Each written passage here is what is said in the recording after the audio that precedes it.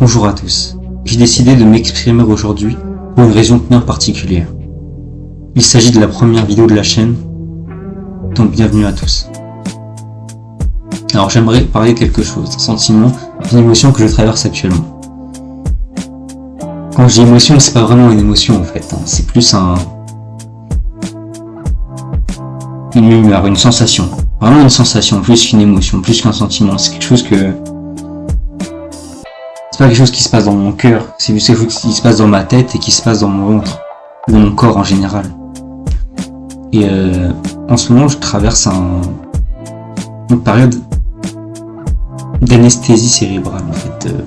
J'ai l'impression d'être endormi, d'être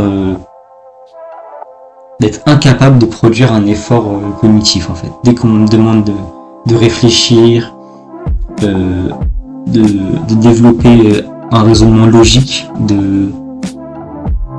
d'avoir des pensées, de raisonner sur une situation, sur un sujet particulier, même de faire des exercices entre guillemets mentaux qui demandent de la concentration, comme lire par exemple, c'est tout bête, je me retrouve vraiment dans l'incapacité de faire ces choses-là en fait. Et c'est une incapacité, c'est pas une incapacité physique, c'est pas que j'ai la flemme, vous voyez, c'est pas que j'ai pas l'envie au fond de moi, c'est que j'en suis incapable, c'est que mon cerveau ne veut pas réagir aux signaux que je lui envoie, à ma volonté en fait. Je voudrais lire, je ne peux pas lire. Je voudrais me mettre à réfléchir, me mettre à penser, je n'y arrive pas.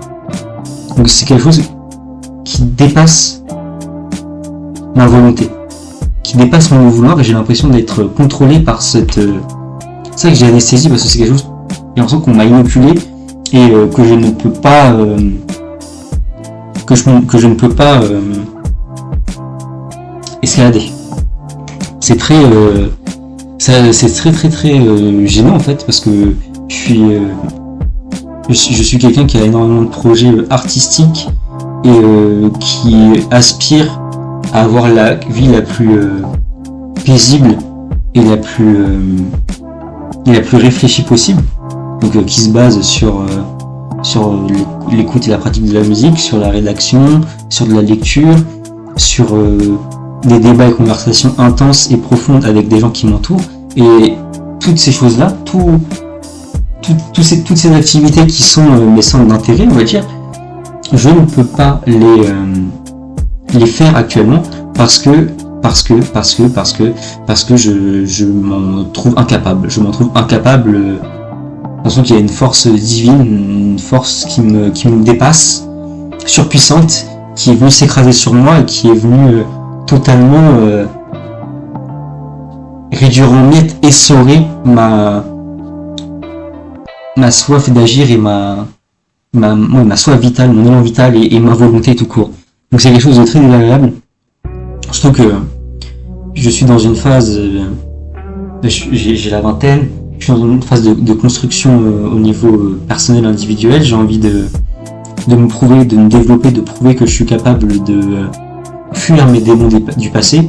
Et justement, par les démons du passé, ces démons-là reviennent. Alors là, j'ai parlé d'un sujet qui peut paraître tabou, mais qui a été abordé par beaucoup de gens sur internet et sur la toile, et même si j'ai l'impression qu'en ce moment c'est un peu moins démocratisé, qu'on en parle un peu moins, et que ce sont des discours un peu en marge, mais voilà, j'ai été comme énormément de... Et je le suis toujours, je dis j'ai été, mais je le suis toujours, je m'estime être addict à la pornographie, voilà, je le dis.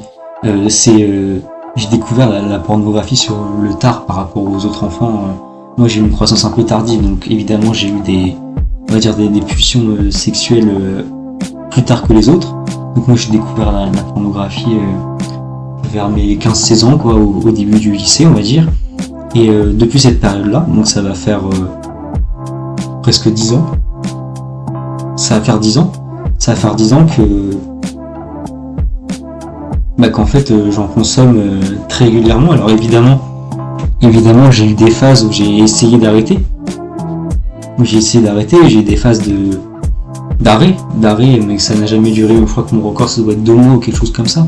Et ça a été une fois, et sinon j'ai fait quelques arrêts de plusieurs semaines, d'un mois, de quelques jours, de quelques semaines, mais ça n'a jamais été bien loin, et j'ai jamais réussi à fuir ce démon-là en fait, à fuir cette chose-là. Et c'est quelque chose qui me complexe énormément, parce que en fait je me mets une pression incroyable, et je fais porter une importance incommensurable au fait de se libérer de la pornographie. J'ai l'impression que se libérer de la pornographie, ça va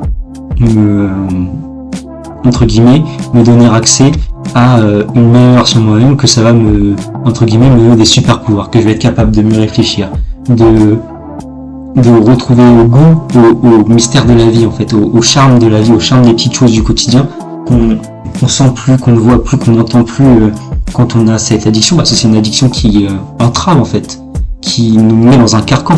C'est-à-dire, quand on regarde du porno, on est tout seul, replié sur soi-même. L'acte de la masturbation, il est incroyable parce que c'est, j'en parlerai peut-être dans une autre vidéo, mais j'appelle ça des actes circulaires, auto-circulaires. Dans le sens où c'est comme par exemple le fait de se ranger. Donc c'est des choses qui vont notre porte d'accès au monde extérieur, c'est évidemment nos yeux, notre visage, et c'est nos mains aussi. C'est nos mains, c'est notre corps, et le fait que les mains soient reliées sur nous, donc c'est-à-dire désolé, mais qu'elles soient en contact avec notre corps, fait que entre guillemets on les laisse pas accessibles aux autres, et ça nous met dans une position de repli sur soi. C'est comme le fait de se ronger, donc c'est pareil, les mains on les met dans la bouche et on les expose pas au danger de l'extérieur. Voilà. Comme les gens qui vont sans cesse qui se touchent, qui se grattent, qui se mettent les mains dans les cheveux, qui ont les bras croisés, c'est ça, ce sont des comportements que j'appelle circulaires qui ont tendance à replier les voies d'accès en fait à notre individualité, à les replier sur nous-mêmes. Voilà. Et la pornographie, la masturbation bien sûr, mais la pornographie c'est d'autant plus parce que là, il n'y a pas ce côté d'imaginaire en fait.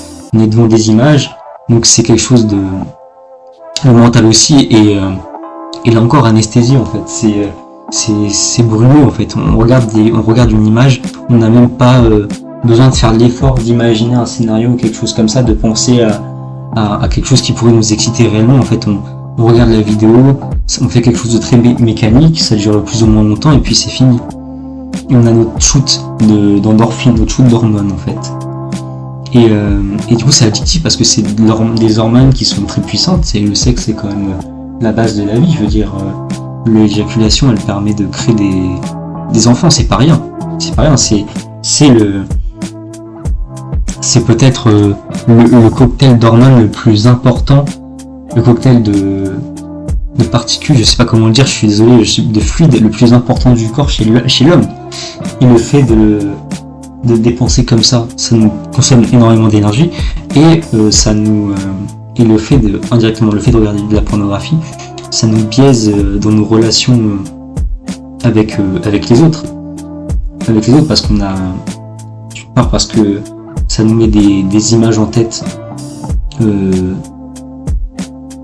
n'est pas censé avoir sur des personnes normalement constituées en fait. Voilà, normalement on n'est pas censé avoir des pensées perverses, des pensées lubriques et des pensées pornographiques sur toutes les personnes qu'on voit, et on n'est pas censé avoir l'esprit pollué par ça.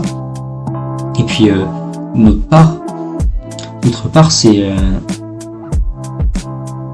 le porno nous met des images en tête, et donc nous remplit. C'est un peu comme les réseaux sociaux, c'est pas tellement le fait que ce soit du contenu sexuel là pour le coup, nous remplit le cerveau d'images, et donc nous prend une part de notre stockage mental, notre stockage cérébral en fait. Et c'est un stockage qui est pas comment dirais-je, illimité. On a une banque de données, moi je vois le cerveau comme une banque de données en fait. On emmagasine des données avec ce qu'on consomme et on doit les ressortir. Et au moment donné, plus on les choisit bien, plus c'est simple de les ressortir, parce notre cerveau n'a pas 30 milliards de données à traiter. Et là, c'est le souci un peu avec la pornographie, parce qu'une image, une vidéo, une sensation, c'est une donnée. Et cette donnée-là, elle va prendre de l'espace.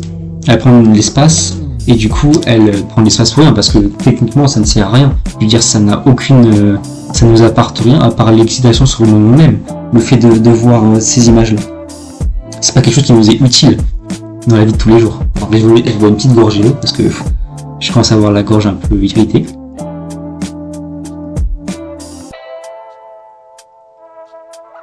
Désolé, je fais très peu de montage.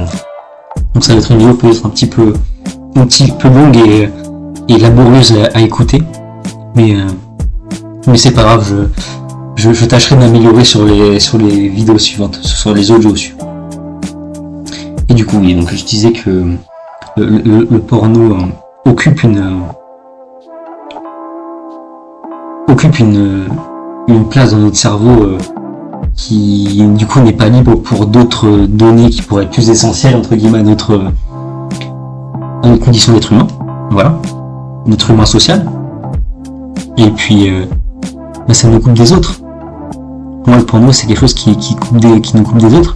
Pourquoi ? Parce qu'on a au lieu d'aller épuiser la satisfaction, la dopamine, c'est l'hormone du plaisir, la dopamine dans les interactions avec des vrais gens, dans des activités physiques et entre guillemets réelles, on se réfugie dans le virtuel et on a des émotions, on a une décharge de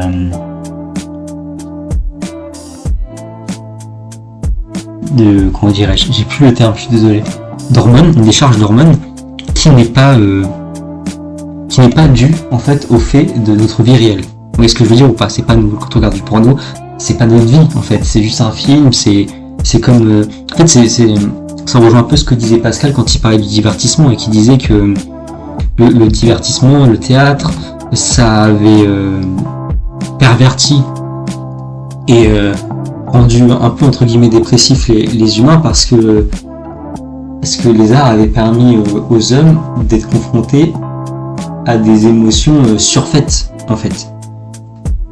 Et du coup l'homme voit par exemple un amour extrêmement puissant, charnel, plus fort que tout dans un film ou au théâtre, et il va penser à ça, il va dire bah mince, comment ça se fait que moi je vis pas ça en fait, et je vis pas ça et du coup ça me rend malheureux. Donc en fait comment dirais-je, le fait de se je perds mes mots, je suis désolé. Le fait de se comment dirais-je, le fait de s'exposer, le fait, pardon, il fallait chercher celui-là, le fait de s'exposer à des sentiments extrêmes, à des situations extrêmes comme le porno, parce que le porno c'est quand même sont des acteurs, donc des gens qui sont payés pour faire ça, qui sont entre guillemets, qui ont des physiques très avantageux et attirants sexuellement, et ce qui n'est pas forcément le cas de tous les humains sur Terre. Et du coup ça nous conditionne on est exposé à des situations qui sont hors du commun, et du coup quand on se retrouve dans des situations communes, et on est un peu déçu parce qu'on se retrouve pas dans des situations qu'on aurait espéré en regardant ce genre de contenu en fait. Donc c'est pas bien, et en ce moment j'avais réussi à tout ce blabla pour arriver sur en fait le nœud de mon problème. J'étais arrivé à quand même maintenir cette addiction, on va dire, parce que je le considère comme une addiction. Peut-être que je suis pas addict sur le sens médical, mais moi je considère ça comme une addiction parce que j'ai envie de la combattre, j'ai envie de combattre cette habitude. Voilà, ça c'est une habitude, c'est quelque chose que je fais très régulièrement, et honnêtement ça doit faire 3-4 ans que j'arrive à gérer, c'est-à-dire que la plupart de mes semaines, je vais me masturber une fois. La plupart, même généralement, je pense que je le fais 1-2 fois sur les 15 jours. Voilà. Donc c'est quand même quelque chose qui est régulier, qui n'est pas quotidien. Et des fois j'ai des phases où quand ça fait longtemps que je l'ai pas fait, je le refais et je le fais souvent, je le fais même plusieurs fois par jour et tout. Et là en ce moment je suis dans une phase où je le fais plusieurs fois par jour, et ce sont des phases qui durent 1 ou 2 jours, au max. Et là ça fait depuis dimanche. Donc là ça va faire... Non, c'est plus que depuis dimanche. J'ai plus trop de chance que ça va faire 15 jours en vrai. Je pense que ça fait 15 jours que j'ai repris et c'est vrai que je me sens vide et je me sens honteux parce que c'est une habitude que je voudrais bannir de ma vie, et je vois que à mon grand âge, après toutes mes expériences, je suis toujours incapable de m'extraire de ce truc là, et du coup ça me rend honteux, j'ai honte de moi, je suis pas fier, et je perds confiance en moi, parce que malgré tous les efforts en fait je rechute à chaque fois, et même je doute aujourd'hui de ma capacité à m'en sortir un jour, alors que c'est mon but ultime, c'est de m'en sortir, c'est de ne plus jamais en regarder, d'avoir une relation saine avec une femme, et voilà, et c'est tout, de virer ce truc là de ma vie en fait. C'est juste ça, c'est pas compliqué, et d'avoir des relations saines aussi, pas forcément avec la personne qui comment dirais-je, qui partage ma vie, mais avec mes amis, avec tout le monde. Et ça joue vraiment sur la confiance en soi.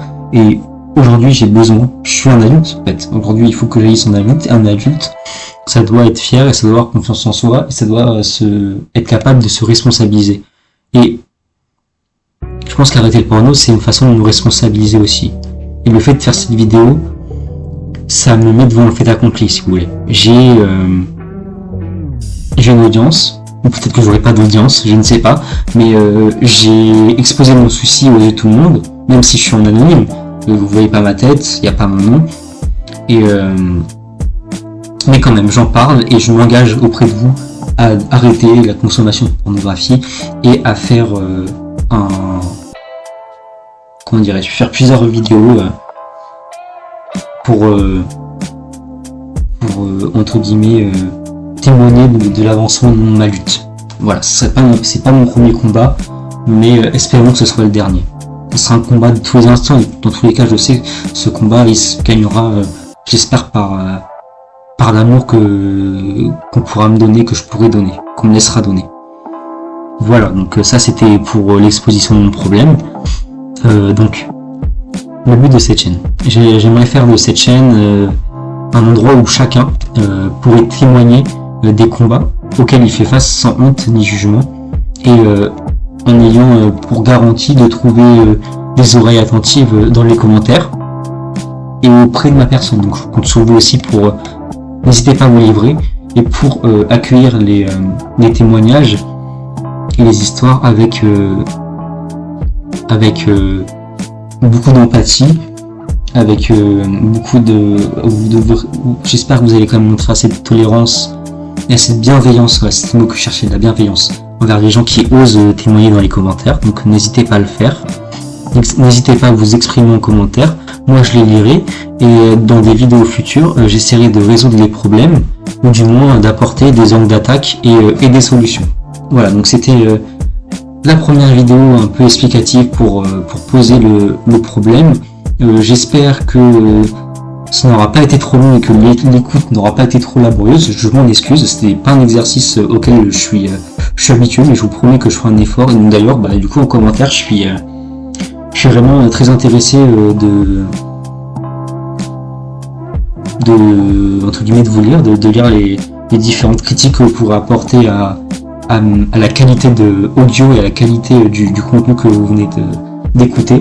Donc voilà, moi je vous souhaite plein de courage. Voilà, je vous donne beaucoup de force.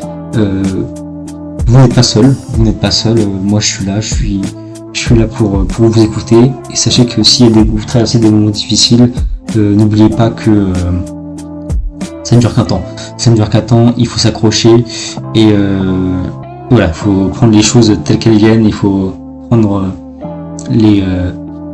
chaque coup après chaque coup, faire le dos rond, et continuer de faire des efforts, et vous verrez qu'un jour vous serez récompensé de vos efforts. Voilà, donc écoutez, je vous lis, j'écoute vos problèmes, et moi je vous dis à très bientôt.